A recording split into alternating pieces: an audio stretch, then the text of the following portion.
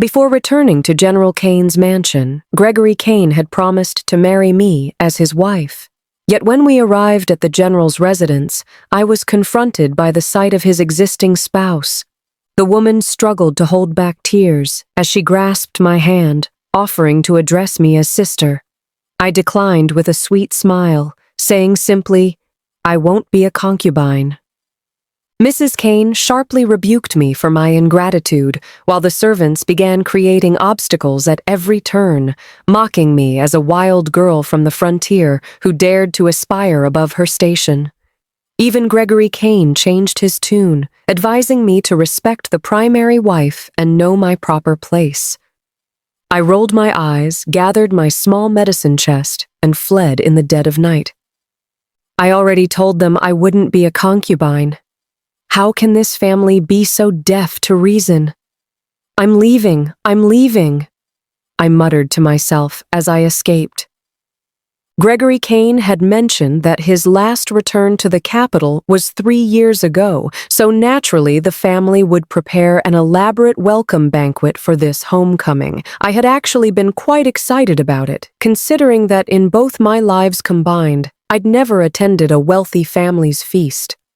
I was genuinely eager for the experience. Instead of enjoying a banquet, however, I first encountered my boyfriend's wife. How utterly absurd. She appeared to be an exceptionally delicate woman who had treated me as an enemy from the moment she spotted me standing behind Gregory Kane.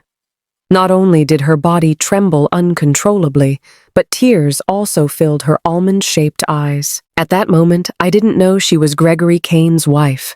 I found myself curiously stealing glances at her, while wondering if she might be one of those cousin characters from novels, someone staying as a guest in the general's mansion, harboring unrequited love for the male lead.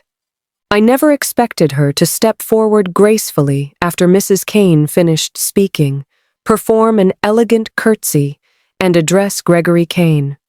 Isabella greets her husband. She spoke with such solemnity that I listened in shock. Husband? Wasn't Gregory Kane supposed to be single? Moreover, he'd spent these 3 years at the frontier under my very nose. When could he possibly have married? I looked at Gregory Kane, expecting an explanation, but he appeared equally surprised. Mrs. Kane cast a sideways glance at me before deliberately positioning herself between Gregory Kane and Isabella, cheerfully placing their hands together. Look at this, such talent and beauty, a perfect match made in heaven. What did I tell you? How well suited they are. She spoke to Gregory Kane with a mixture of gentle reproach and meaningful suggestion. Isabella saved your life, you know. You must treat her well from now on, understand? Otherwise, her father will have you thrown into the court of judicial review. Gregory Kane had initially tried to withdraw his hand, but upon hearing these words, he stopped moving. He looked Isabella up and down.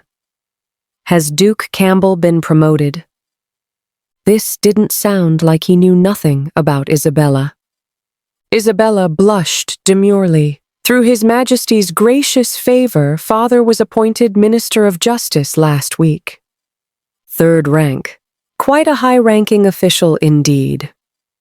Gregory Kane's gaze toward Isabella immediately changed, as did mine. Though I still couldn't comprehend how Gregory Kane had acquired a wife, I could certainly understand that Isabella and I were incomparable in terms of value. Gregory Kane was a man who placed great emphasis on worth. When he originally pursued me, it was largely for my medical skills. But we were no longer on the battlefield. The next battles Gregory Kane would fight would be in the imperial court, and clearly, the daughter of the Minister of Justice held far greater value for him than I did. I lowered my head, feeling dazed and disoriented. Whatever Gregory Kane and Isabella discussed afterward, I didn't hear a single word. But the fire eventually reached me. Isabella gently inquired, "Husband, you haven't introduced this young lady yet." Hearing this, I raised my head just as Gregory Kane looked over. His gaze was as tender as always. "This is Lydia Warren. I hope you'll get along well in the future." He didn't deny Isabella's form of address, and particularly emphasized getting along well, making my status in his eyes perfectly clear. The room fell silent. Isabella's eyes flashed with jealousy as she looked at me, while Mrs. Kane made no effort to hide her disgust. I felt a complex mixture of emotions. I had originally been reluctant to come to the capital. The frontier was my home in this life. There I had made many comrades in arms and built my small enterprise. They were precious to me beyond measure. Therefore, when Gregory Kane announced his intention to return to the capital, I considered carefully before suggesting we part ways. He was the one who pleaded with me. He said he couldn't live without me, that he wanted me to come home with him, that he wanted to become my first family member in this world, that he wanted to marry me as his wife before everyone's witness. When he spoke those words, Gregory Kane's face was illuminated by the campfire, radiating enthusiasm and pride. So my heart was moved, and I followed him across thousands of miles to return to the capital. But now he suddenly had a wife, and most importantly, he had assigned me the status of concubine. Where did he find such audacity? I suppressed the anger and grievance in my heart, avoided Isabella's eagerly extended hand, and performed a proper scholar's salute. "I am Lydia Warren, staff advisor and military physician under General Kane. I greet you, madam. In this Eastern classical kingdom, besides men, women with official positions, female scholars, or female students in academies could perform the cupped hand salute, while women in the inner quarters typically performed the traditional blessing gesture. Therefore, people could usually determine someone's status by their manner of greeting. My salute effectively denied the status of concubine.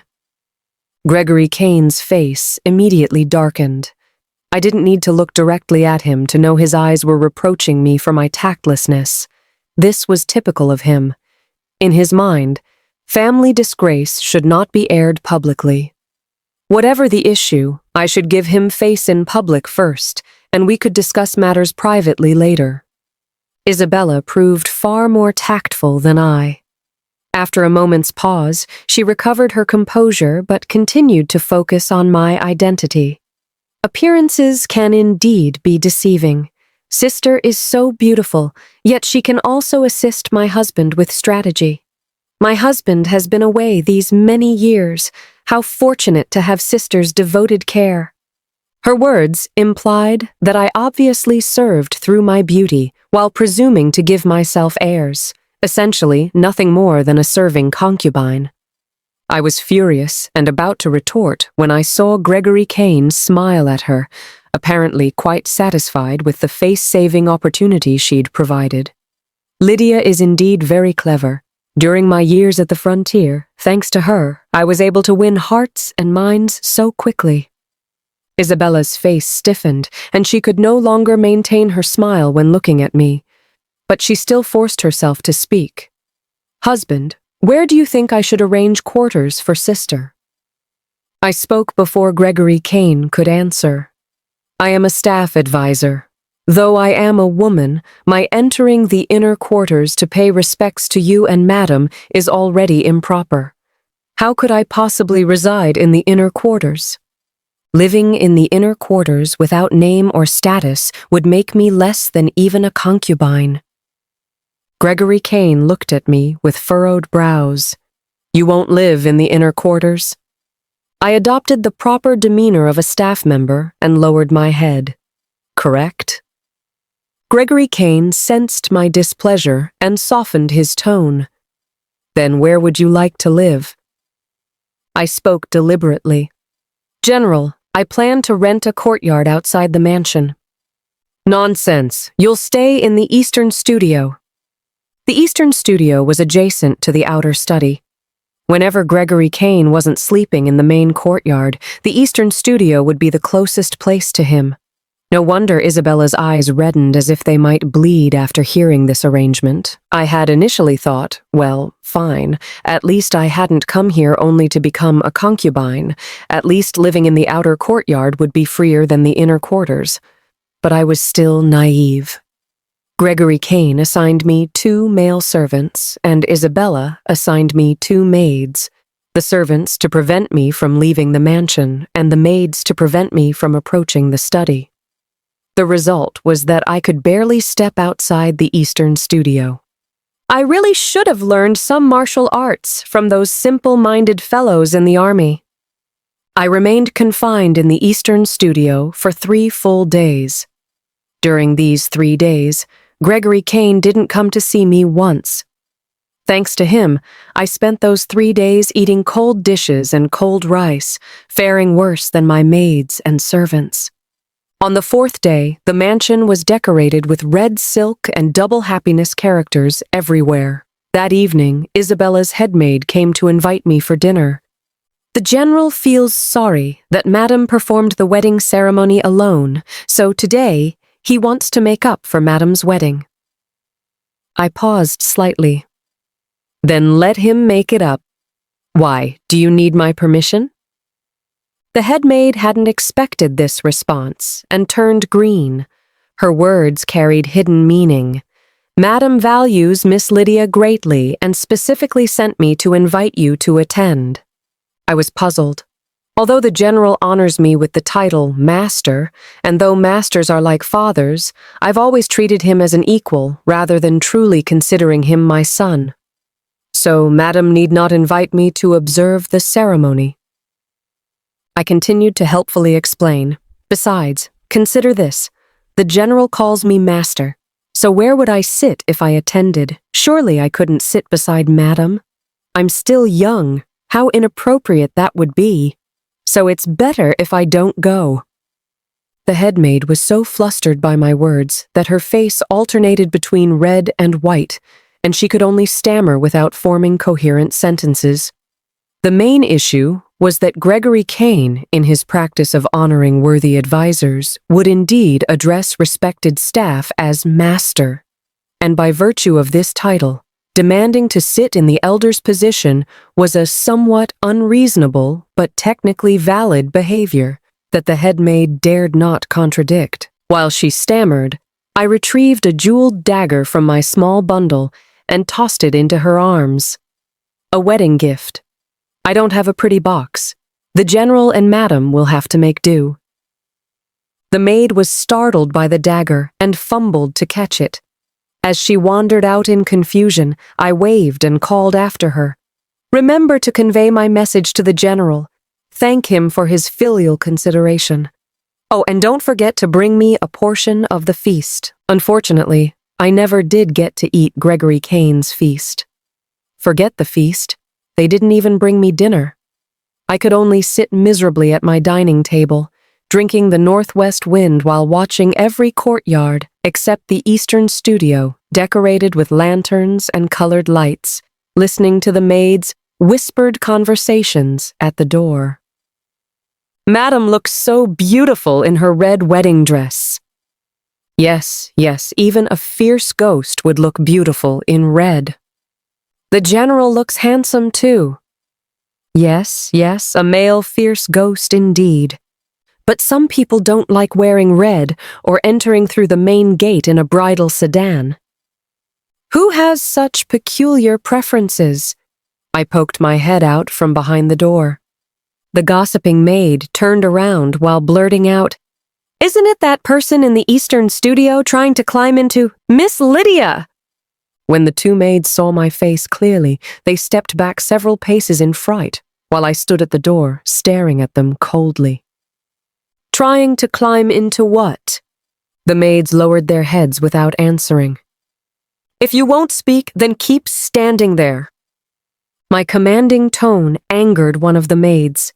She suddenly raised her head and shrieked, "Fine, I'll say it. Unlike you, trying to climb into bed to become a concubine.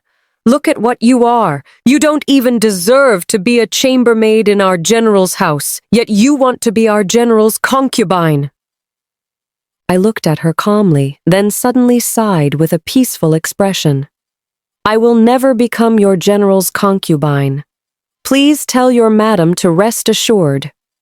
The maid looked at me with disbelief. How is that possible? The general is so outstanding. I was somewhat speechless. Is your life goal to climb into someone's bed? The maid looked confused. How could it be? I'm not that desperate. A maid released from the general's mansion could at least marry a minor steward as a proper wife. If her children proved capable, they might even receive an education. If they excelled further in their studies and achieved academic success, wouldn't that accomplish social advancement? Why would she choose to be a concubine, consigning herself and her children to a lifetime of inferior status? I was utterly disgusted. If you wouldn't want that, why do you think I would? If I returned to the frontier, men wanting to marry me could form a line from inside the pass to beyond it. If they died, no, if they sacrificed themselves for the country, I'd receive substantial compensation and become a happy, wealthy, single woman. So tell me, why would I choose your general? The maid was silent for a long time. Because he's handsome? Now I was even more disgusted. The day after Gregory Kane held a make-up wedding for his beautiful wife, he finally came to see me. He immediately threw the jeweled dagger in front of me, his face full of anger. Lydia Warren, what is the meaning of this? I had to be clever. Without this dagger, he probably wouldn't have bothered to see me. I was eating chicken soup noodles at the time, brought by the maid who had previously commented on Gregory Kane's looks. I contentedly sipped the soup before answering, congratulating you on your happy marriage. Gregory Kane swept his hand, sending my noodles flying to the floor. The beautiful bowl shattered into several large pieces and many tiny fragments, while the scalding soup splashed onto the back of my hand, burning it red. Lydia Warren, answer properly, he raged. I stared at the bowl and noodles for a long moment, then suddenly stood up and slapped him hard with my burned hand. His face turned as red as my hand. Gregory Kane looked at me in disbelief. That slap was for this bowl of noodles. I met his gaze. From the first day I arrived at the general's mansion until now, this bowl of noodles was the only hot food I've been able to eat. Gregory Kane, this is the general's mansion. You are the general. Don't tell me you didn't know about this. Gregory Kane pressed his lips together. This was his expression when he didn't want to acknowledge something. I held my head high, my presence unwavering. Of course you knew.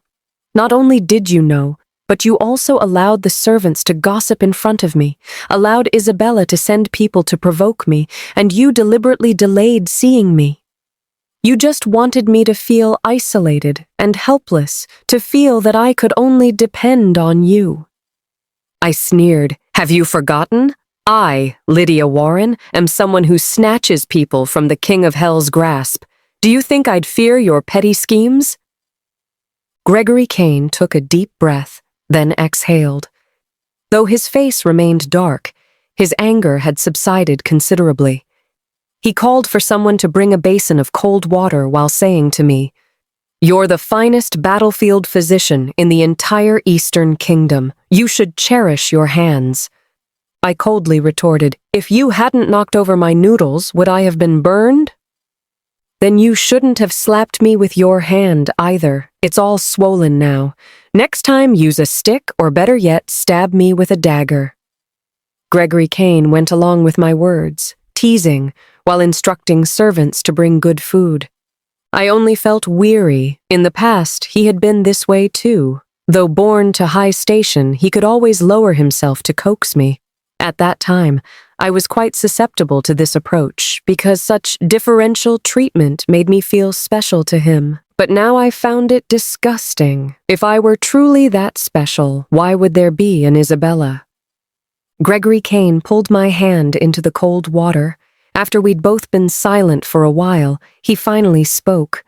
"Lydia, stop this nonsense, all right?" I won't be a concubine. I was very calm. I told you this when you asked me to return to the capital with you. Couldn't you do it for my sake, for our sake? Gregory Kane's grip on my hand gradually tightened. He asked this question with genuine sincerity. I looked into his eyes. Gregory Kane, I will not be a concubine. He fell silent again for a long time, then once more changed the subject. I didn't know Mother would be so insistent. 3 years ago, when news of my serious injury reached the capital, Mother arranged for the Campbell family daughter to marry into our family for good fortune. At that time, Isabella's father was still a county magistrate, desperately seeking connections for advancement, so he married off his concubine-born daughter, Isabella, to us. By the time I regained consciousness and received the news, the ceremony was already complete. By then I had you beside me. How could I make room for anyone else? I wrote to Isabella proposing an amicable divorce. I promised to find her a good husband among the officers and provide her with a substantial dowry supplement. Mother intercepted the letter first. She believed Isabella had saved my life, and I couldn't betray such life-saving grace.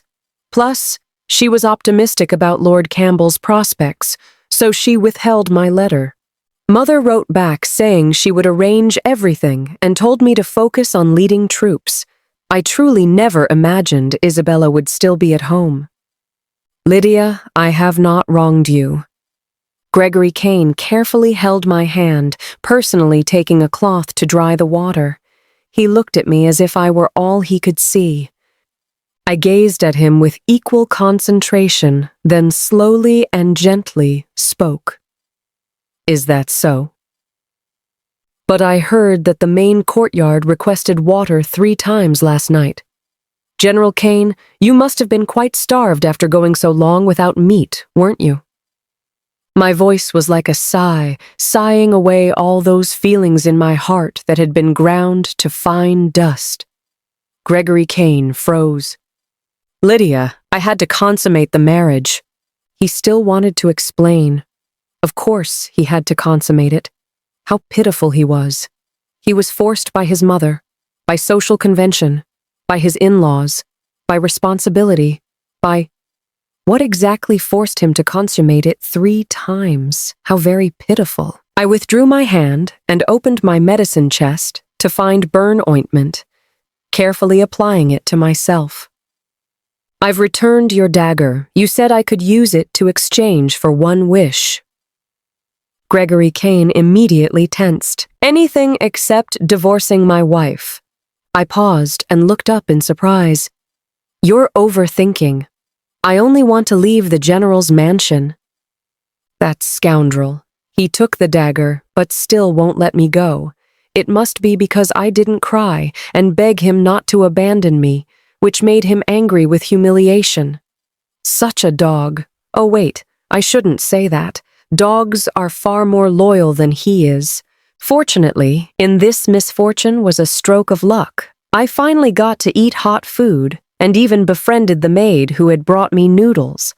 Well, actually, I was the only one who considered it friendship. Her heart belonged entirely to her mistress, but at least I had someone to talk to, didn't I? I lived this way in the general's mansion for another half-month, until I was practically growing moss. Then that maid suddenly came running to find me. Something's happened. You must be careful. If you can't do it, don't force yourself. Preserving your life is what matters. Before I could make sense of this, Gregory Kane arrived with a cold face, looking very serious. Take your medicine chest and come with me. Someone was injured.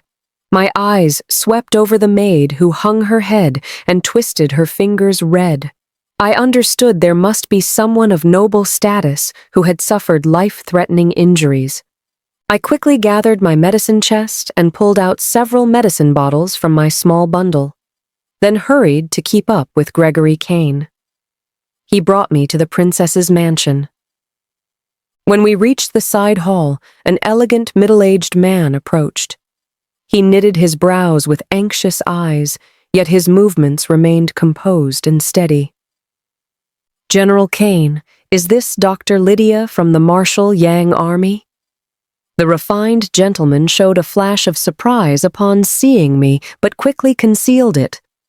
So young, truly demonstrating that women are not inferior to men.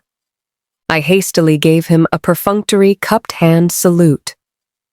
"Greetings, my lord. May I ask where the patient is?" The refined gentleman showed no displeasure at my casual manner. He politely led me into the room, where I immediately smelled blood and quickly located its source. A young man who appeared to be only 18 or 19 lay on the bed, sweating profusely with rapid breathing.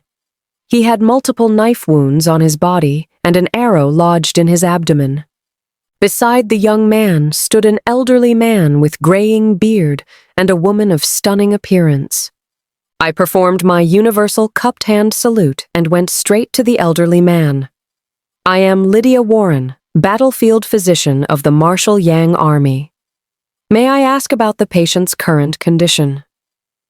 While the elder briefly explained the young man's situation, I efficiently tied up my long hair, washed my hands thoroughly, and opened my medicine chest to retrieve acupuncture needles and various medicines.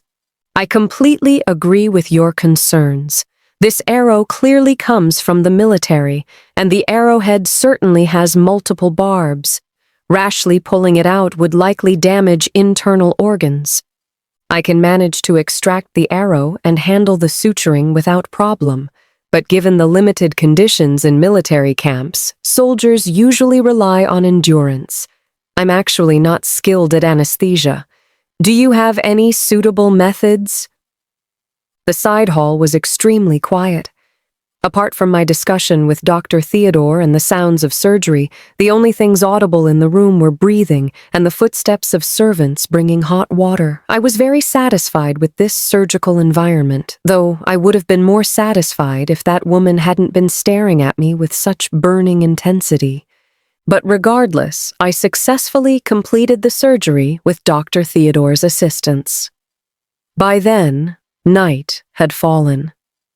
"How is it?" the woman asked. Her voice was clear and resonant, but upon careful listening, there was a subtle underlying weakness. She likely suffered from some chronic condition. My thoughts shifted as I answered cautiously, "Overall, quite successful. The rest depends on the young master's own constitution."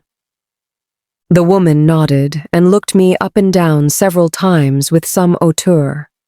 "What is your relationship to Gregory Kane?" "I am staff advisor and army physician under General Kane." "Oh?" The woman smiled meaningfully, her gaze shifting to amusement. "This is the first time I've seen an army physician follow their commanding general thousands of miles back to the capital." Referring to herself as this palace, this was indeed the princess. I smiled awkwardly. It seemed my situation was no secret among the nobility. I only wondered what version was being spread. Hopefully not something like, "The general returned with a pregnant woman." I shuddered. The princess continued, "However, this works out well. If you were just any physician, I'd have to ask Gregory Kane to lend you to me. You'll stay tonight and leave when the young master awakens." She paused.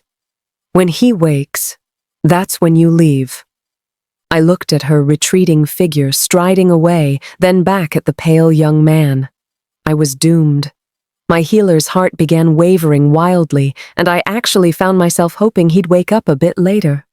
Well, I only entertained that thought for a tiny moment. After all, living in this era, if the young man didn't wake up, I'd most likely meet my end as well. Though I seemed to have gained fame throughout the capital, ultimately, I was just a physician, ranking second to last in the scholar-farmer-artisan-merchant hierarchy. This was clearly my proud profession and life's calling, wasn't it? I tucked my hands into my sleeves and stood by the guest room window, gazing up at the moon. "Dr. Lydia! Dr. Lydia! The young master is awake!" A servant came running urgently, his voice reaching my ears before he arrived. I quickly grabbed my medicine chest. Coming, coming. I followed the servant to the side hall, where this time the atmosphere was joyful. Princess Victoria and the middle-aged gentleman, Lord Hamilton, were already standing beside the bed, and the young man had sat up. I hurried over with disapproval. "Who told you to get up? Lie down quickly!" The young man looked at me with surprise, glanced at Princess Victoria and Lord Hamilton nearby, but didn't say anything, and obediently lay back down. I took his pulse and carefully examined his tongue, then used my hand to check his temperature. The fever has basically broken. From here on, it's rest and recovery. I then went to examine his clothing. Pardon the impropriety. I checked his wound. The wound is healing very well, too. Young master, you have an excellent constitution. I praised sincerely. The young man looked distinctly uncomfortable. He turned to ask the princess, "She's complimenting my body?" Princess Victoria's forehead twitched as she helplessly scolded him. "Alexander, don't be rude. If not for Dr. Lydia, you'd already be crossing the bridge of helplessness by now." The young man grinned. "Then I wouldn't drink Granny Meng's soup either. I'd reincarnate as Aunt's child to protect Aunt." Princess Victoria laughed. "You child, if Duke Marcus heard that, he'd definitely break your legs." The young man was unconcerned. "Impossible. Father would definitely package me up and send me to you." I quietly retreated to a corner, listening to their conversation while thinking about events from 3 days ago. When I first moved into the princess's mansion 3 days earlier, Gregory Kane had told me this was the residence of the warrior princess, warning me to be extremely careful not to offend her. I understood why the warrior princess was a legendary woman of this dynasty. At 15, she had already taken the battlefield, capable of expanding territory in offense and defending the capital in retreat. This Eastern Kingdom had laws permitting women to hold office precisely because of her. In other words, offending the warrior princess meant offending Emperor Charles and all families with female officials. And those female officials had classmates and maternal families too. But when I inquired about the young man's identity, Gregory Kane showed a disgusted expression. "You're a physician. Just treat patients. Don't ask about other matters. Just remember not to get too involved with him. You know I'm just a physician, so did you consider what would happen to me if I can't cure him?" My temper flared and I directly confronted him, regardless of whether walls had ears. Gregory Kane's tone immediately softened. "Didn't you do well? You always manage to turn danger into safety. I have confidence in you."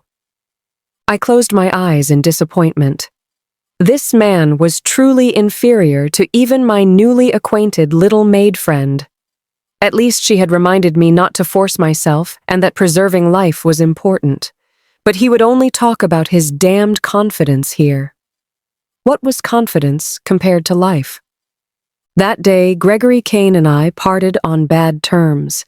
After he left, I began plotting how to legitimately leave the general's mansion. But no matter how I thought about it, I couldn't come up with a good solution. But now, I secretly glanced at the princess and the young man.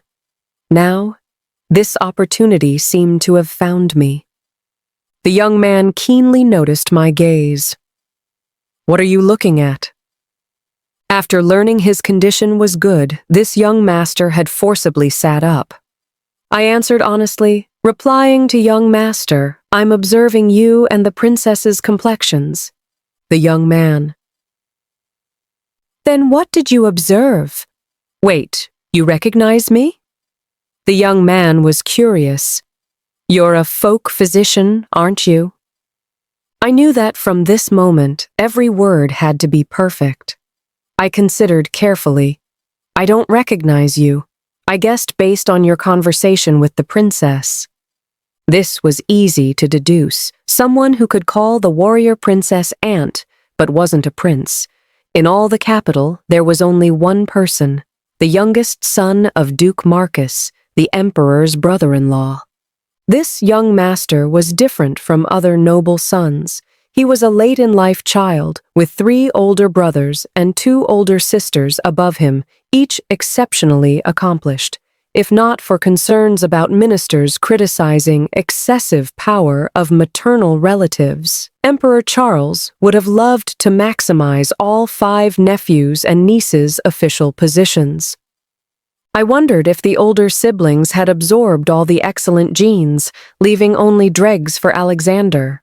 He was incompetent in ritual, music, archery, charioteering, writing, and mathematics, but excelled in eating, drinking, and merrymaking.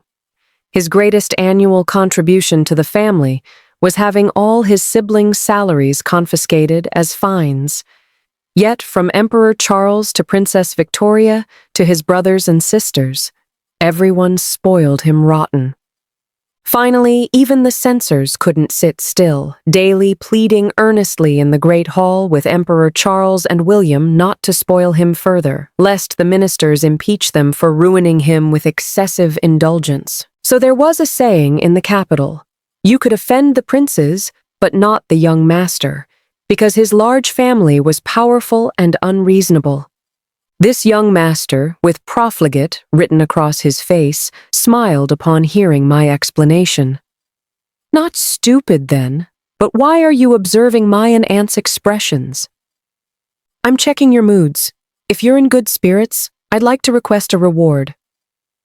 Alexander's expression cooled, his tone clearly displeased. "Speak. What do you want?" "You see, I guessed your identity and saw your clearly abnormal injuries. How about you keep me on?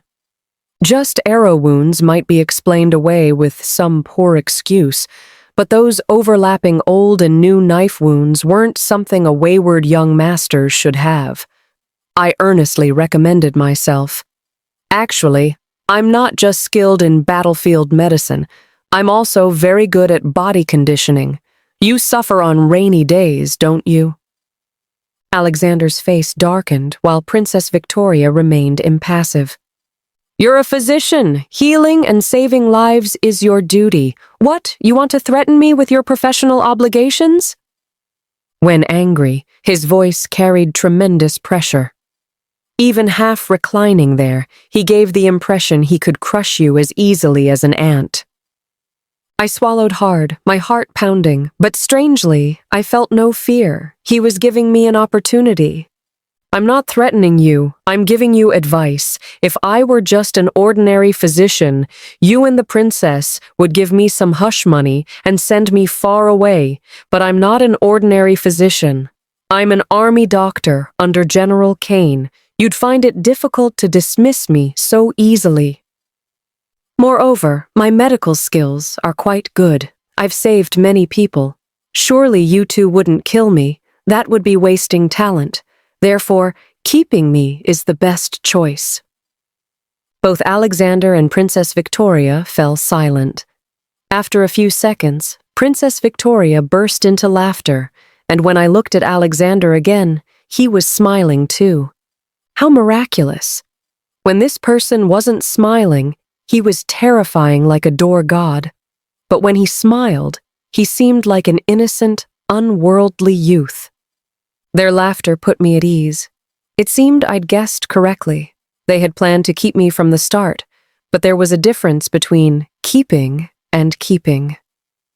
If I hadn't spoken up proactively, they might very well have chosen to confine me to some small courtyard, summoning me when needed and letting me rot when not. This operation seemed familiar. If I took the initiative to speak up, I could prove my worth and thus earn some freedom and a promising future. Princess Victoria laughed for a while, then suddenly asked, "Tell the truth. Do you want to use us to escape Gregory Kane?" I hesitated briefly before honestly nodding. Princess Victoria wasn't angry. "Good. You're a smart girl who hasn't been confused by romance. I like that.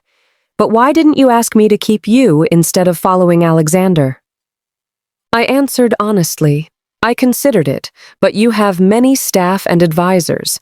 I'd have no place even fighting tooth and nail.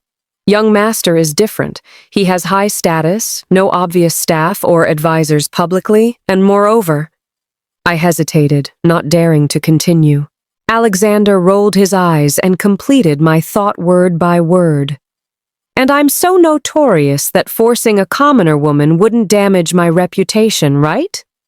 Heh heh, I giggled foolishly in acknowledgement, after I strongly insisted on attending the negotiation between Alexander and Gregory Kane. I experienced for the first time what it felt like to be fought over by a current boss and an ex-boyfriend. Quite surreal, really. Gregory Kane was tense and ready for battle, while Alexander lounged like a smug cat, calmly drinking tea. And I stood between them, smiling as serenely as a kindergarten teacher approaching enlightenment.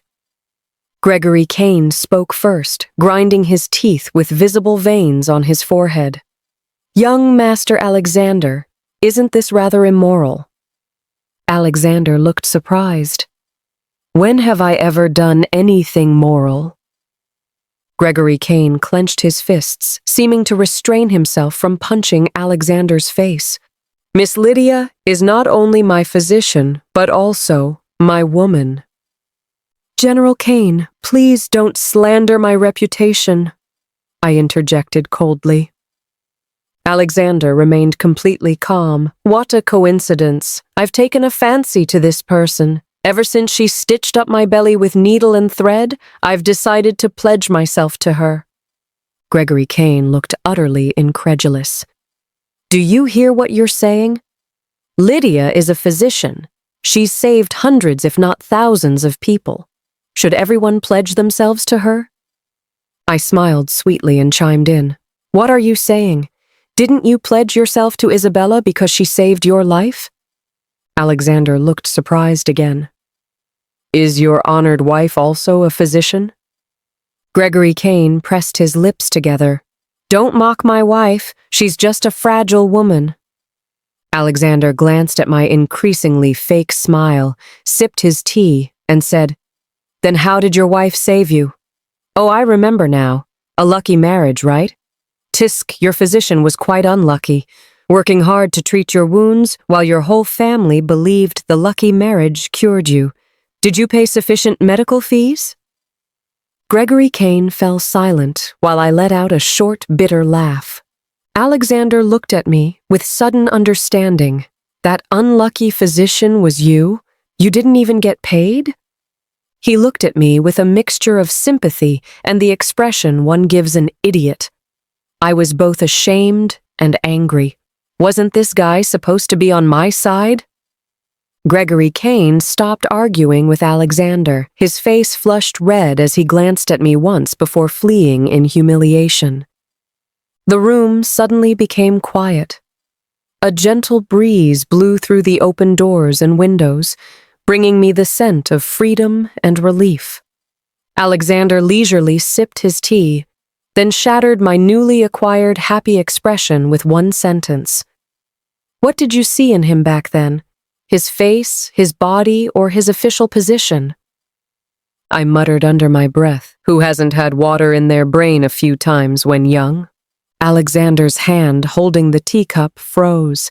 He hesitated for several seconds before shyly answering, Me?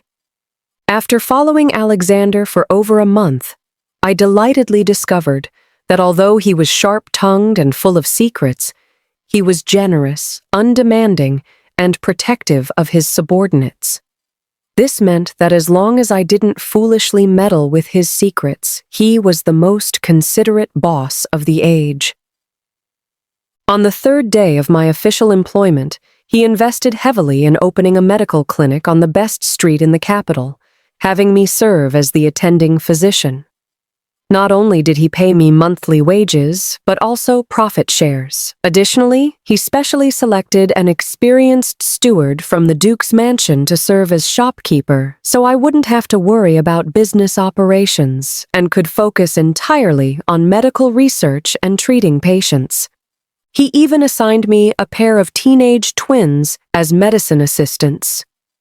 These children were intelligent, attractive, literate, and had martial arts training from childhood. They could handle many troubles and were simply the best helpers. Such treatment was truly moving, to the point where I suspected Alexander might have a secret crush on me. So during one of my routine health checkups for him, I sincerely told him, "Just paying me is fine. You really don't need to pledge yourself. Really." He threw me out. After throwing me out, he somehow came out of his study to squat in front of me. "Never mind. I'll tell you anyway to prevent wild thoughts. Your clinic's main business is gathering intelligence. You're just a front." I had a moment of clarity. So the shopkeeper and medicine assistants weren't for me, but for his secret work.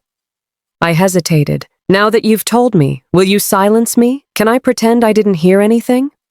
He rolled his eyes and threw both me and my little medicine chest straight out the main gate. However, after this incident, Alexander began treating me somewhat as one of his own people. When he needed to discuss serious matters with Princess Victoria, he would use the pretext of bringing a female physician to treat the princess's health to take me along to the princess's mansion. Of course, having come all that way, I naturally had to actually examine Princess Victoria's pulse. Just as I had initially guessed, due to her excessive efforts in early years, Princess Victoria had developed quite a few health problems. Though all injuries and illnesses had healed well, her foundation was damaged. Dr. Theodore had invested great effort in her care, and Emperor Charles continuously sent supplements and medicines to her mansion like flowing water. She had improved considerably, but still suffered greatly from cold sensitivity. It was also for this reason that Princess Victoria, at 36, still had no children, a constant source of pain for both her and Lord Hamilton. To curry favor with this powerful patron, and more importantly, due to my genuine admiration for Princess Victoria, even knowing I only needed to go through the motions, I decided to conscientiously fulfill my duties. Time flew by as I immersed myself in my career. It wasn't until Isabella walked into my clinic with the coolness of early autumn that I realized I hadn't seen Gregory Kane for over 2 months. Edward, one of the twins, asked if I wanted Isabella thrown out, just as he and his sister Emma had done with Gregory Kane before. My mouth fell open. He came here. Emma drifted over and punched Edward's head, answering with a sweet smile. "He came several times. You were busy, so we didn't let him in." I was somewhat curious. How many times? The little girl's smile remained unchanged, but she punched Edward again, 8 times. So he'd been checking in about once a week. No wonder his wife came looking for me. I was furious, wanting to travel back and slap my past self for ever liking him. Didn't he know the best ex was one who knew how to disappear? A married man repeatedly visiting an unmarried woman in public like this. What were his intentions? I could remain single for life, but I wouldn't let people think it was because of him. Seeing my face red with anger, Emma and Edward both knelt fearfully. "Miss, we shouldn't have acted without permission. We accept punishment." They then looked up at me timidly with tear-filled eyes. Looking at these 2 identical, beautiful faces, my anger melted away. I patted their heads gently. "I'm not angry with you. You're not people who act arbitrarily. Young Master must have instructed you, right?" "Thank young Master for me, and thank you both. You all acted for my good, I know. Just like family members preventing a love-struck daughter from falling into the same trap again." Both little faces bloomed with sweet smiles, so beautiful. I smiled too. "Go invite the general's wife in. Perhaps she's here to see a doctor." Seeing me wink, Emma and Edward cheered and happily brought the person in. Unexpectedly, Isabella really was here to see a doctor. Though her illness was rather special, she had a pregnancy pulse. Isabella looked at me with eyes full of secret joy and elation. She apparently knew she was pregnant. Well, a dignified general's wife wouldn't come to a street clinic if she were merely unwell, so she was here to show off. I put on a professional smile. "Congratulations, madam. It's a pregnancy pulse, about a month along." Isabella replied shyly, "The general will be so happy." I nodded. "Naturally, you have your own trusted physicians at home, so I won't prescribe pregnancy-stabilizing medicine. Your constitution is good. It's best not to take medicine unnecessarily. I'll write some precautions for you." Isabella obviously hadn't expected me to be so calm.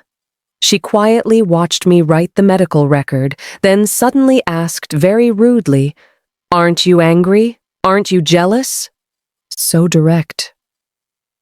My handwriting paused. In our mutual silence, I chose to finish writing.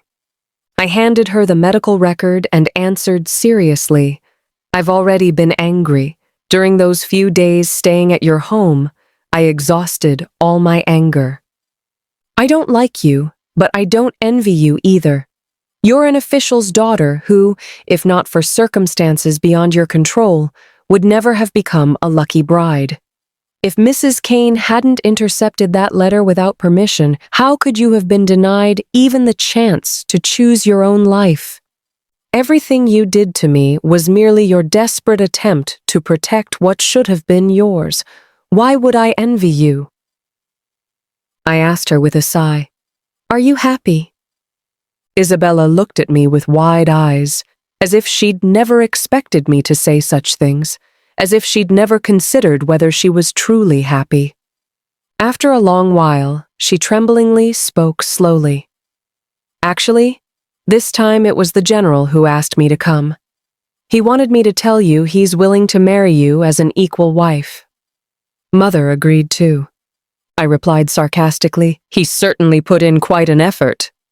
Isabella fell silent, her eyes lowered, and her long eyelashes trembled. I felt pity for her and softened my voice. "I'll ask young master to convey to General Kane that I have no intention of becoming his equal wife." "You? Why won't you agree?" "The general says once you enter the household as the second wife, you won't need to perform concubine rituals to me, and any children you bear would be legitimate heirs. Isn't that better than being a practicing physician here? Why won't you agree?" Isabella spoke urgently. From her expression, I could tell she didn't truly hope I'd enter the household. She simply desperately wanted to understand my answer. I told her honestly, because marriage is just one of many choices in my life. Regardless of what others think, I only wish to marry someone who respects and cherishes me, while I also respect and cherish him. Since I would be faithful to him alone, he should be the same toward me. If there's no such person, or if the one I fancy cannot do this, then I'd rather do without love and marriage.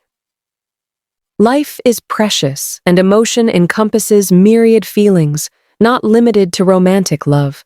I have many ideals and will meet many people. I'm busy loving these people and pursuing these goals. I have no time to entangle myself with an incompatible passerby. Isabella left in a daze. She apologized to me and paid me a substantial consultation fee. She said she regretted meeting me under such circumstances. After that, Gregory Kane never appeared at the clinic entrance again. According to Alexander, after Isabella's pregnancy, she strengthened ties with her maternal family. Using some unknown means, both the Campbell family and Gregory Kane's mother sided with her, pressuring Gregory Kane to the point where he didn't dare appear on the clinic's street. Who would have thought she looked so soft and gentle, but had such methods? Women are truly frightening. Alexander said this while holding a pastry in one hand and extending the other for me to check his pulse. Looking at his androgynously beautiful face, I suddenly recalled that he only had stewards and male servants around him, no maids at all. I couldn't help asking carefully, "Does young master not like women?" ? I understood and solemnly patted his shoulder. "It's all right. Your family loves you so much, they'll surely understand. Alexander mercilessly flicked my forehead. I think you're too idle. Come on, let's go see Aunt. As it turned out, impromptu decisions aren't always good because our carriage suddenly braked hard before we'd gone far. Alexander and I were thrown about violently. I had just been helped upright when I heard someone shouting, "Just because you're nobility doesn't make you special. Just because you're noble doesn't mean you can hit people without compensation." Had our carriage hit someone? As sounds of onlookers gathering around us grew, Alexander tapped the carriage wall twice. Soon, a servant approached. "Master?" She suddenly rushed out. We pulled the horses in time, but still struck her. I looked at Alexander in surprise. A scam? I'd never seen an ancient version of insurance fraud. I quietly lifted the curtain and saw a young woman sprawled on the ground, screaming without regard for dignity. "Compensation! Compensation! I need to see a doctor! Here I come! A doctor is here!" I hastily jumped from the carriage with my medicine chest.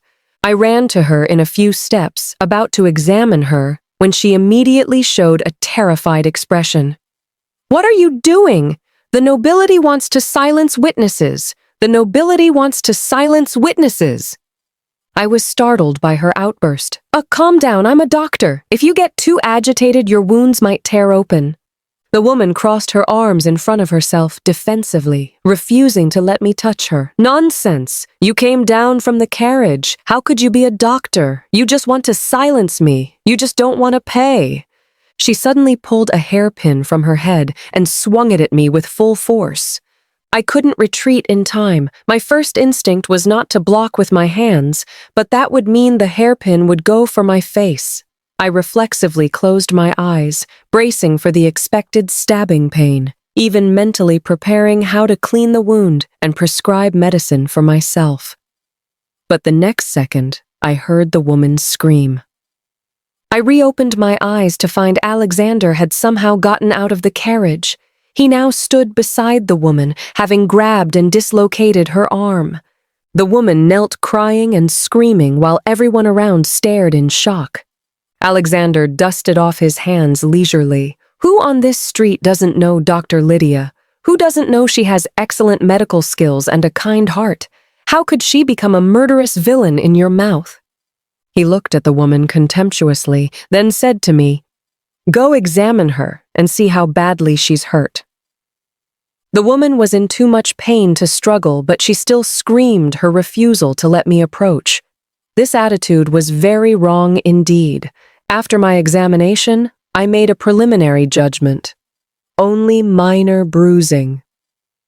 Apart from Alexander's dislocation, the crowd murmured. Everyone could see the woman was trying to extort money. Someone said quietly, "What was she thinking? Of all people to mess with, why this little demon lord? Talk about shooting yourself in the foot." Everyone was waiting for Alexander to explode on the spot. I even spotted a censor watching the excitement from a corner.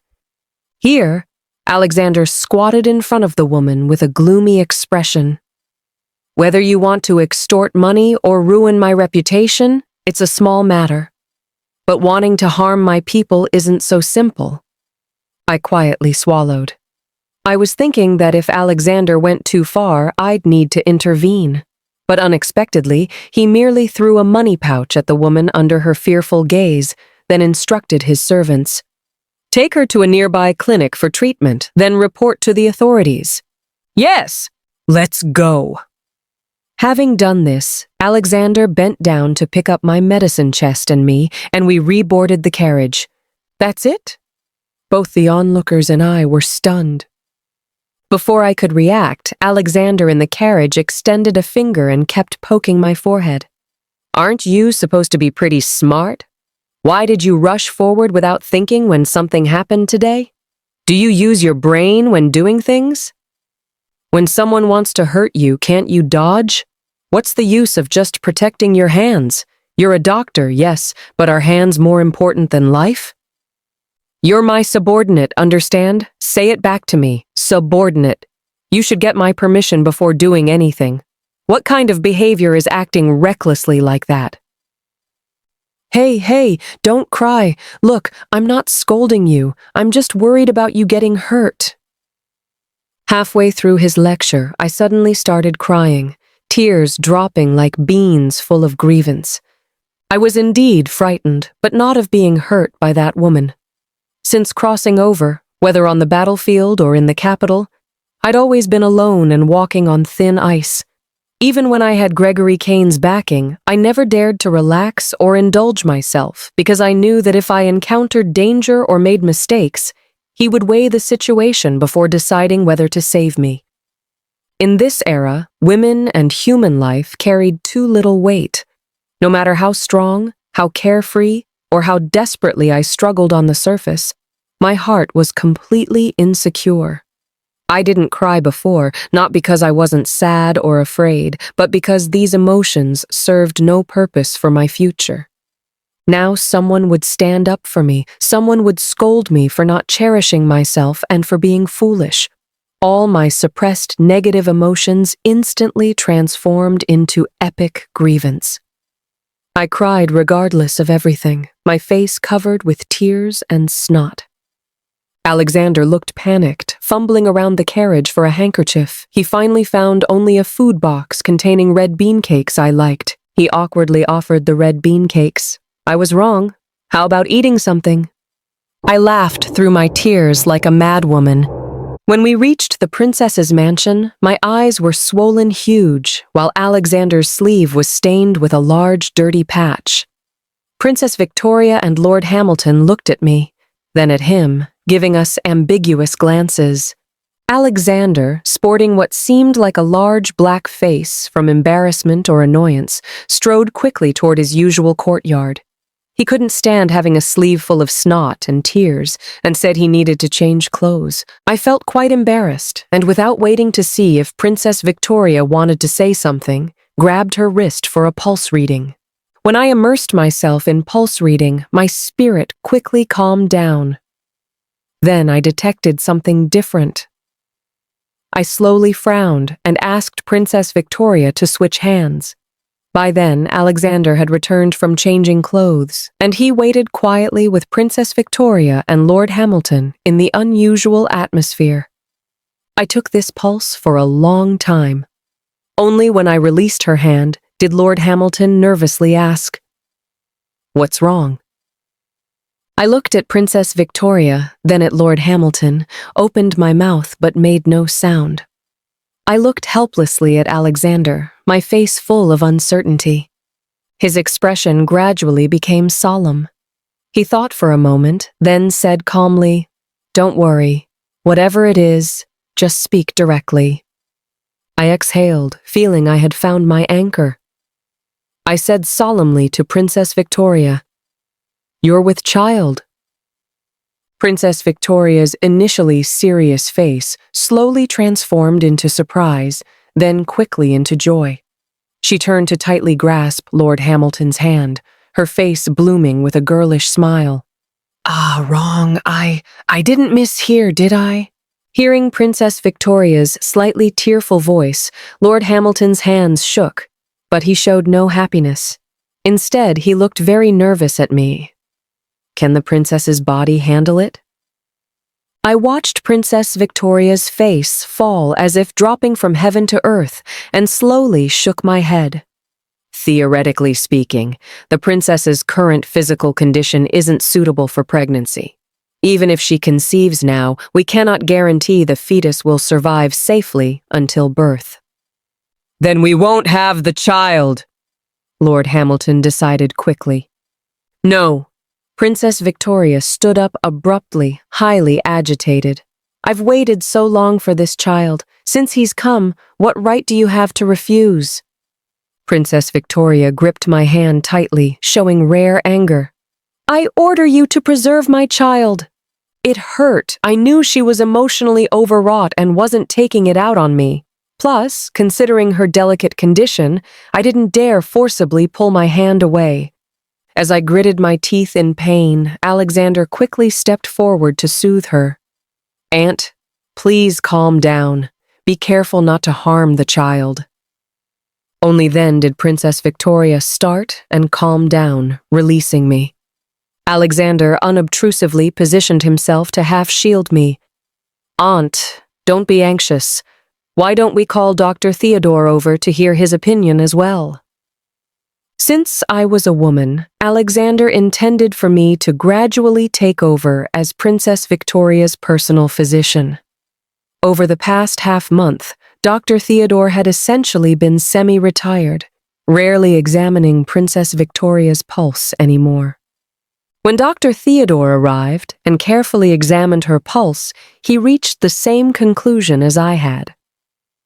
Princess Victoria looked defeated, all her usual radiance and pride completely gone. She stared blankly and asked me and Dr. Theodore, "Is there truly no solution?" My heart ached for her. I gritted my teeth. "It's not entirely hopeless. If you're willing to stay bedridden for the pregnancy, follow medical advice for medicine, acupuncture, and moxibustion, we could try. But Princess, this process will be very difficult, the outcome uncertain, and most importantly, the risks during childbirth will still be great. Even so, do you still want to keep the child?" Fire lit in Princess Victoria's eyes, without any hesitation. "I want to try." She thought for a moment and added, "Feel free to be bold in your attempts. Even if we can't preserve the pregnancy, I won't blame you. But if we succeed, you may make one wish." I moved from Alexander's borrowed small courtyard to the princess's mansion. To ensure my peace of mind for work, Princess Victoria had me stay in the most luxurious guest room and assigned her personal head maid, plus a string of junior maids to attend to my daily needs. When Alexander arrived at my quarters carrying a wine jug, I was sitting in the corridor gazing at the moon and stars. The more I looked, the more I sighed. "Regretting it?" Alexander asked. "Regretting it." I had been too impulsive. If I had followed my past character, I would never have recommended that patients attempt something with such low odds of success. It was bad for patients and bad for me. "I've really been too careless lately." I sighed again. This situation seemed to have started after I realized Alexander would always have my back. How complacent of me. But still. I truly couldn't bear to see the princess show that expression. "Tell me, why is the princess so determined to have a child? What if something happens to her? What if Lord Hamilton transfers his affections?" "He wouldn't dare!" Alexander slammed down his wine jug. "If that day comes, Uncle and I would tear him apart." Alexander's uncle referred to Emperor Charles. After a while, he looked at me somewhat speechlessly. "Could you not speak ill of people in their own home? So reckless. Aren't you afraid of offending people?" I made a face. Look who was talking about being more offensive. He rolled his eyes and sat beside me. "Aunt doesn't want children for Lord Hamilton's sake. She wants them for herself. Over 10 years ago, Aunt had one chance to become a mother, but she had to go to battle. For the country's sake, she terminated that pregnancy. After that, she never conceived again. No one knows what Aunt was feeling when she made that decision, but you and I can both see that this time, no one can stop her." I felt rather low. Being a woman is truly difficult. Alexander glanced at me and suddenly said, "Do you remember that woman who deliberately crashed into my carriage?" I looked up. She went to the clinic afterward and had her arm reset, but refused to spend extra money on medicine no matter what. Before being taken to see the magistrate, she begged my people to give the extra money to her brother. The child had a terrible cough, apparently born that way, could only be maintained with care. So the scammer was doing it for her brother. "What happened then?" I asked eagerly. Alexander propped his head on his hand, unconcerned. "Nothing much. I had my people release her and gave her your referral card to take them to the clinic." My referral card meant free treatment with medicines at cost price. I smiled, feeling much more cheerful and finding the young master particularly pleasing to the eye at this moment. He said, "Women wanting to survive well in this world always face more difficulties than men. Whether it's Aunt, you, Isabella, or that woman, you all have admirable courage and perseverance." He lowered his hand and looked toward the sky. I never used to think about what my ideals were. Seeing all of you, I think if I could work to make this country a place where women can also live well, that wouldn't be bad. Having said this, he patted my shoulder. "Go on. Take care of yourself." A faint wine fragrance drifted from him. The next morning, he left for the battlefield. So that night had been his farewell? Princess Victoria said Alexander had taken over her duties, but she didn't specify what exactly. Regardless, it wasn't some comfortable assignment, since Emperor Charles hadn't issued any decree about sending him to the frontier.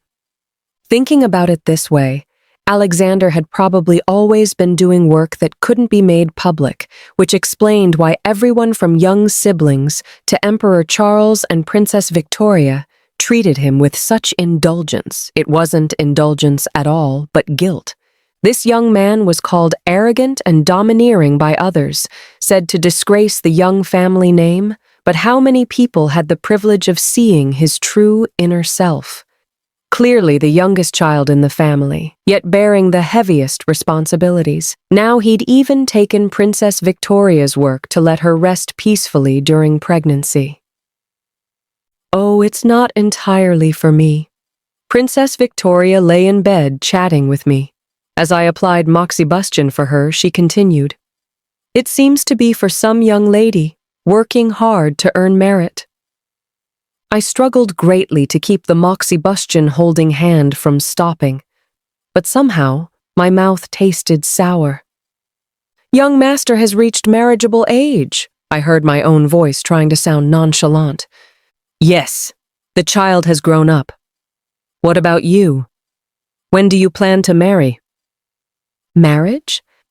A flash of red wedding dress crossed my mind, and when the veil was lifted, the groom's face appeared, androgynously beautiful with youthful heroism and girlish allure. I shook my head, dismissing this unrealistic notion. "I have no such plans currently.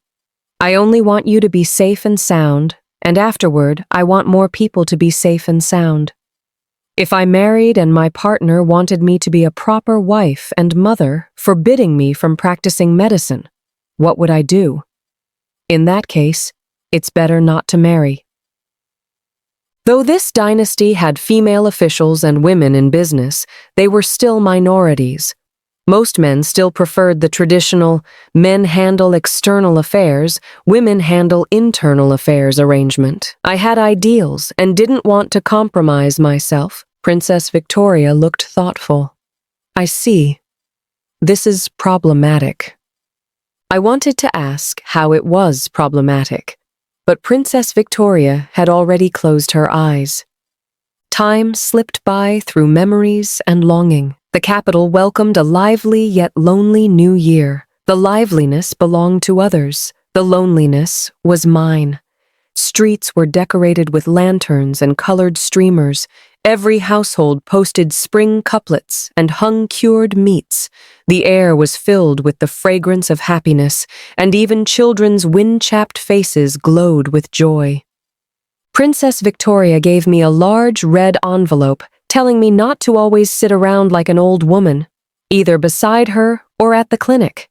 She told me to invite a few friends for some fun outside.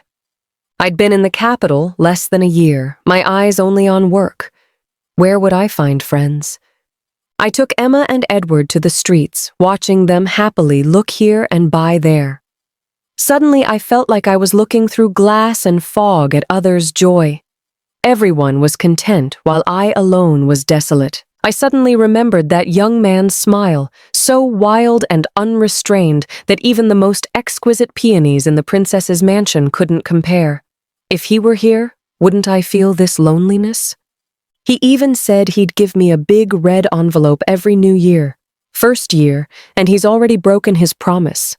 I grumbled inexplicably. Perhaps the work was truly classified, so Alexander hadn't sent even a word to the princess's mansion.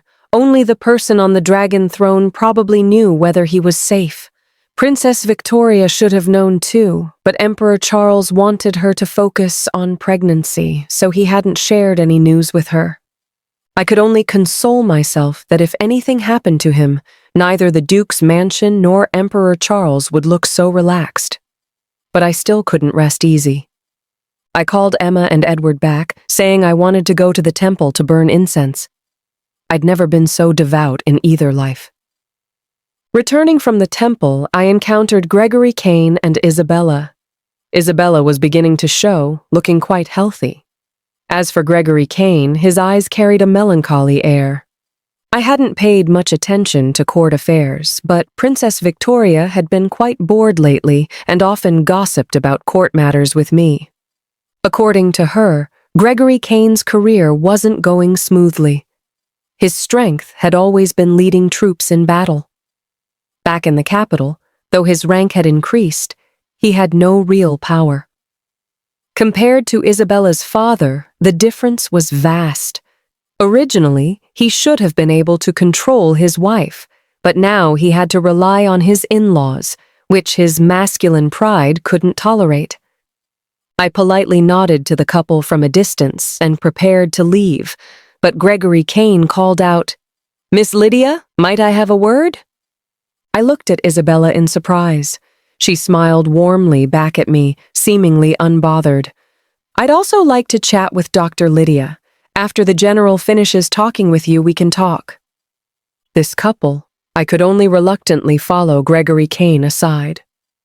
"What does the general want?" Gregory Kane looked at me with complex emotions. "Lydia, how did we reach this point?" This question was so affected it nearly finished me off. I struggled to adjust my facial expression to appear more well-bred. "If there's nothing else, I'll be going." I immediately began retreating, but Gregory Kane grabbed my hand. "I'm returning to the frontier after New Year. Lydia, will you come with me?" Gregory Kane said urgently. "Don't you dislike the capital? Let's go back. We can be like before, discussing military strategy together, managing the army camp together." He wasn't afraid of his wife overhearing at all. I forcefully shook off his hand, no longer caring about saving face for him, speaking coldly and directly. "Could you for once listen to what I'm saying? I said I won't be a concubine. Are you deaf? Not as a concubine. We'd be like before. I'd still be the general. You'd still be the military doctor." Gregory Kane was frantic, but he still fell silent under my increasingly cold expression. "What happened? Weren't you going to make me an equal wife before? Now you can't be the head of household anymore, so even the promises you make have shrunk?" I mocked. "Can't control your wife anymore, so you want to find someone you can control? You want a companion with utility value, but also want someone you can dominate. How can you be so delusional?" Gregory Kane was choked speechless by my bluntness, yet still put on airs. "With your arrogant and rude behavior, always competing with men who besides me could tolerate you." My upbringing was about to be shattered by this shameless man. I was about to retort when I suddenly heard a voice. Cough, cough. I wondered why General Kane was demoted to some backwater place upon returning. Turns out his mouth is full of filth and his head stuffed with grass.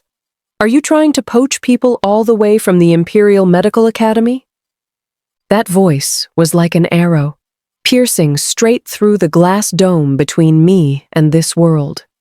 Its path shattered the misty fog, letting my eyes suddenly see all the colors in the world. My heart pounded frantically, demonstrating its vitality to me. I quickly turned around, my face flushing with heat as I immediately spotted that young man who outshone all the red in the street. He seemed taller and thinner, his face paler than snow. I ran joyfully to his side. "When did you return?" Cough, cough. Half an hour ago, on such a cold day, instead of staying in the mansion you've run this far, I spent ages looking for you. Alexander frowned, looking quite displeased. I hurriedly felt his pulse. How are you? Abnormal pulse? My heart panicked, and I was about to examine his clothes right there. He grabbed my collar and pulled me away from him. We'll check when we get back. Gregory Kane still tried to grab me, but Alexander unceremoniously moved me behind him and glared fiercely. You won't go with me, but you'll choose him? This good-for-nothing? Gregory Kane roared angrily. Alexander drawled lazily, just like she said, your ears never hear what others say. Didn't I just mention you're trying to poach from the Imperial Medical Academy? Such audacity. After New Year, when you go to your backwater post, she'll be promoted to female Imperial Physician. If you're capable, ask His Majesty for her personally. Gregory Kane looked at me in amazement, his face full of disbelief. You're going to be an Imperial Physician? Entering the Imperial Medical Academy meant official status. He would never again have any ability to force me to become his woman. I'd never heard of any female official becoming someone's concubine. You've known her so long and still truly understand nothing about her capabilities. Alexander continued twisting the knife. I stood to the side as background decoration, mainly because I had no idea how I was going to become an Imperial Physician. Just then, Isabella approached. She smiled and curtsied to Alexander, then said to Gregory Kane, General, I'm tired. Let's go home. Gregory Kane's face alternated between red and white as he was led away by Isabella's attendants in a daze. Alexander was very satisfied. He nodded to Isabella. I then remembered Isabella had said she wanted to talk to me. I felt a bit anxious. Madam, what did you want to tell me? If it's not urgent, could we arrange another day? Isabella looked meaningfully at me and Alexander, then smiled. It's not urgent. I'll send you a formal invitation another day. I was extremely grateful and quickly pulled Alexander toward the princess's mansion. He had acquired another new wound. As I applied medicine, I said, You should have rested when you returned. You could have sent someone to find me. What, I was in your way? I was speechless. What are you saying? I just happened to encounter them returning from the temple. What were you doing at the temple? You're a doctor. You believe in this stuff? Alexander raised an eyebrow. I mumbled, Doctors can't pray for talismans? Professional discrimination. What kind of talisman? A peace talisman. You're a doctor. Can't I pray for the princess? I protested. Oh, Alexander pursed his lips. The atmosphere suddenly cooled. Are you leaving again? I asked carefully, hiding my true feelings. The matter isn't finished. I snuck back. Then why were you so high profile? With that face and status, standing on the street, half the capital would know he'd returned. It's fine. I told Uncle that if I didn't come back for your medical treatment, I'd die. Alexander was unconcerned. I looked at his wound. It was quite ordinary. Any decent doctor could treat it. I looked at him with disdain. This person was making excuses to slack off. I've already talked to my eldest brother about resigning his position and making way for me. He agreed. At most 3 years. In 3 years, I'll start serving as an official, and my reputation will gradually improve. Alexander suddenly changed the subject, a blush appearing on his face. I stared wide-eyed, not understanding what he meant. Why would you ask your eldest brother to resign? Why did he agree? William might be over 20 years older than Alexander, but in court terms, he was in his prime. I told him if I didn't get a proper position, my wife would run away. He agreed. Though all the young siblings held office, only William had a high position. Adding Alexander would be too conspicuous. If he wanted to serve officially, one of his siblings would have to step down. but I hadn't expected it would be his eldest brother stepping down. It seemed the entire young family valued this young lady highly. Oh. I lowered my head and continued applying medicine. I felt Alexander's muscles tense as he spoke somewhat frantically. I did well on this assignment. Uncle agreed to use these merits to get you into the Imperial Medical Academy. I looked up sharply. He jumped, then quickly looked away. But soon he forced himself to meet my gaze. In his eyes seemed to be the full glow of dawn. I heard him say, "Uncle also said if you can preserve Aunt's pregnancy, he'll directly appoint you as Imperial Physician, so you can save the wish Aunt promised you for something you want." My heart beat uncontrollably. Was he saying what I thought he was saying? "You'll be a female official in the future. No one can easily bully you. I'll also work hard to become your support. You can spend your whole life doing what you want, pursuing your ideals. I swear I'll never confine you to the inner quarters.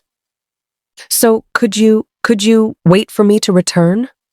My heart nearly leaped from my chest, tears blurring my vision. This young man who made my heart flutter, was declaring his love for me. "Alexander," my voice trembled, "say anything except no." He spoke urgently. "I know I'm not good enough now, but I'll work hard to become better. I'll make myself worthy of you, worthy of your talent and kindness." I reached out to touch his cheek. "Silly, you're already wonderful." "Then your answer is—" "I'll wait for you," I said firmly. "I'll wait for you to return." Alexander's smile was brighter than spring's first ray of sunshine. He gently grasped my hand. Then it settled. Epilogue. Alexander stayed in the capital only 3 days before leaving again. Unlike before, this time I stood behind Princess Victoria and Lord Hamilton to see him off.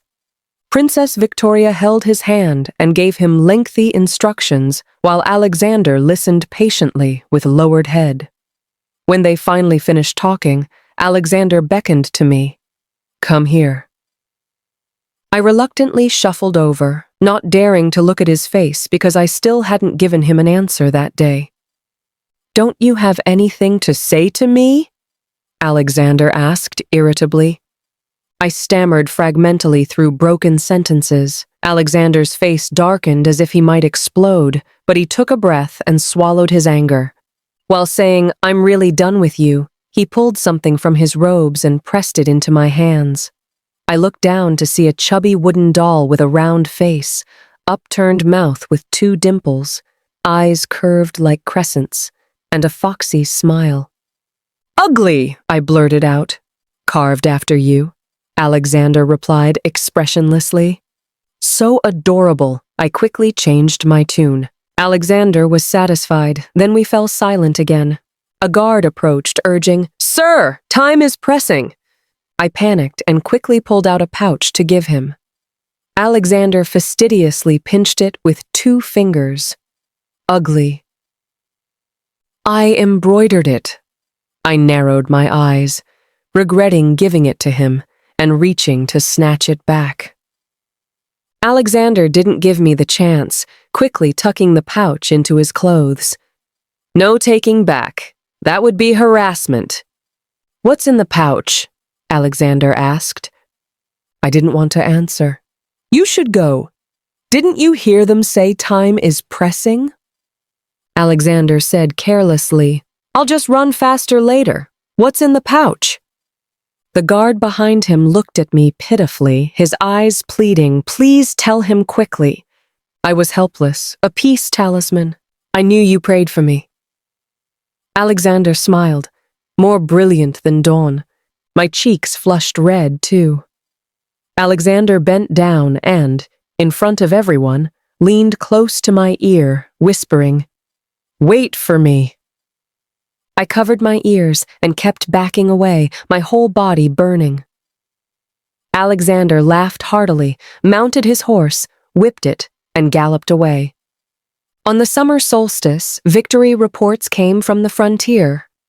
3 small nations beyond the borders had all submitted surrender documents. 2 days later, I was promoted from 9th rank medical assistant to 8th rank, and Empress Margaret bestowed many gifts upon me. I was completely bewildered, unable to figure out what I'd done particularly well recently. After all, I'd always been excellent. When I mentioned this to Princess Victoria, she was speechless. "Alexander isn't here either. How did you develop such thick skin like his?" I was briefly bashful before my mind caught up. It's because of the young master? Those 3 surrender documents were Alexander's doing? I knew he was capable, but I hadn't realized he was this capable. Seeing my delighted expression, Princess Victoria smiled warmly. He did very well this time. The commanding general praised him extensively, and His Majesty was very pleased. When my brother is happy, he likes to reward people, but no one in the young family can be rewarded further. So I benefited from that. I felt conflicted. Don't His Majesty and Her Majesty object to me and the young master? I was an orphan, and Emperor Charles and Empress Margaret surely knew about my past with Gregory Kane. Princess Victoria leisurely supported her waist as she walked. Why would they object? Alexander has never asked for anything for himself all these years. Now he's asked for you. His Majesty couldn't be happier. As for your little ideals, both His Majesty and William are very supportive. You don't know. These 2 men's greatest hope for Alexander's future wife is that she'll let him live off her success. Don't underestimate yourself, future imperial physician Lydia. Princess Victoria's lips curved upward with a pleased tone. You are your own greatest asset. I began counting on my fingers, waiting for Alexander's return. But before I could wait for him, I first waited for Isabella's headmaid. She came with the maid who had once brought me a bowl of noodles. Upon seeing me, both girls cried uncontrollably. "Save! Save! Madam, please!" The headmaid grabbed my sleeve and fell to her knees with a thud. I immediately realized these past few days were Isabella's due date. I quickly pulled her up. "Is your mistress in labor?" Yes, difficult labor." I frowned, went back to pack my medicine chest, and called Emma and Edward to accompany me. Perhaps influenced by me, the headmaid successfully calmed herself down and began explaining the situation during our journey. Isabella had actually been pushed by Gregory Kane's concubine.